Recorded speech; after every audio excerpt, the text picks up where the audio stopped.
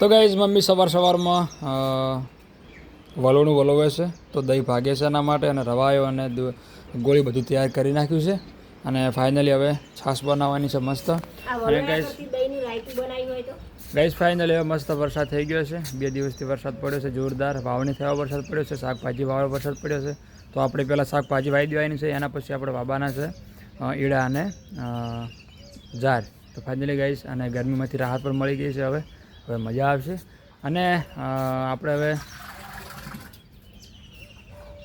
મજા આવશે મૂળ મતલબ એમ ને ઉષાની જો ગયા જતા રતારામાં સોણ ભરે છે અને મમ્મી વલોણું કરે છે. તો ગાઈઝ આ મસ્ત બ્લોગ જોવા માટે પ્લીઝ અમારી ઇન્સ્ટાગ્રામ આઈડી અને યુટ્યુબ આઈડી, ફેસબુક આઈડી બંને ફોલો કરી નાખજો અને સપોર્ટ કરજો.